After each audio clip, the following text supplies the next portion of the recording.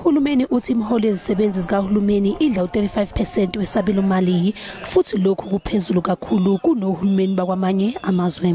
During the current financial year, wage negotiations have been taking place at the Public Service Coordinating Bargaining Council. On the 30th of August 2022, government made a final offer which emanated from a facilitated process.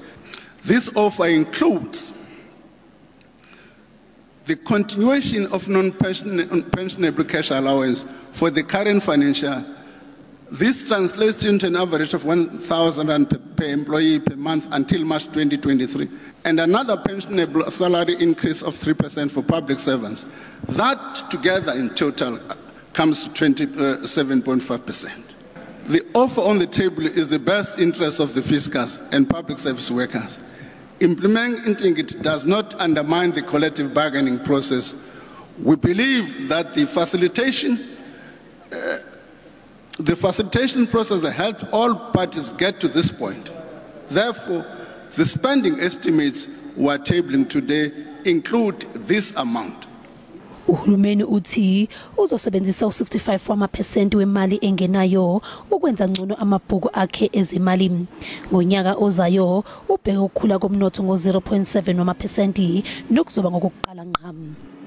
I think we've been really successful on the fiscal consolidation, and we in a sense going to begin to enjoy the fruits of that from next year and beyond, where now that debt has stabilized, and yes, even when we take into account the ESCOM debt, that what the ministers outlined is we can put more money into infrastructure, into social services, and your infrastructure is growth enhancing.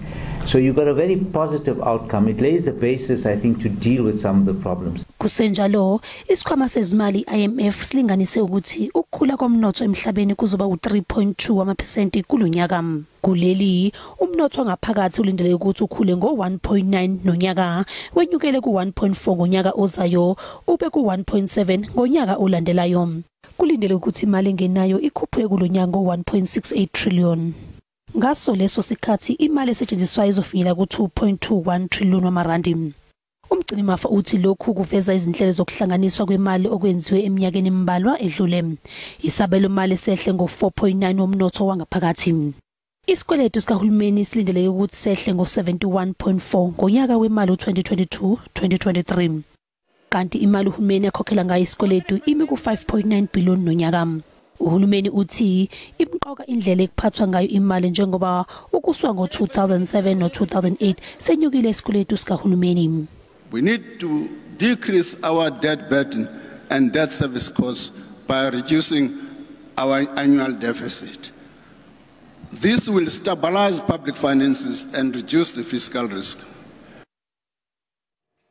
Amaqembu ombusazwe ePhalamende aphawulile ngesabelomali seminyaka emibili esele. The Minister fell very short of expectations.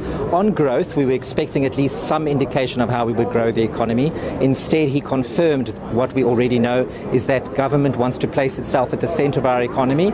Also, the bailouts to the state-owned enterprises basically confirms that the idea is we'll keep on trying this developmental state with a dysfunctional government at the centre of it. How are you going to grow the economy if you do not have a clear, dependable plan in terms of how you are going to resolve the electricity crisis so that you can grow the economy and then you are able to expand your revenue base and you are not drowned in paying off the debt services that currently is the hallmark of this revised medium-term budget presented by the minister today. As the IFP on record saying that these state-owned entities must be open for privatization, so there is nothing that is ever going to change their course. There is nothing that government can do because the problems of all the SOEs has nothing to do with finance but everything to do with the leadership that is put there. Concerns are obviously the bailouts and of course the public sector wage bill, which has been penciled in at 3%. We know the unions are not going to accept that, so that can obviously escalate government debt levels if there is a concession there.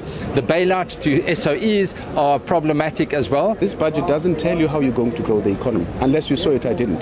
There's nothing about how to grow the economy. There's an acknowledgement that the projection over the medium term is 1.6%, but from what? Government debt is out of control. We're talking about 4.75 trillion rand in government debt.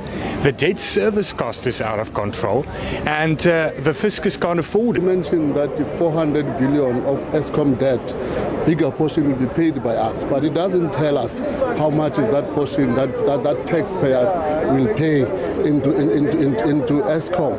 I think government must go and address these issues because, again, the public service cannot afford a strike.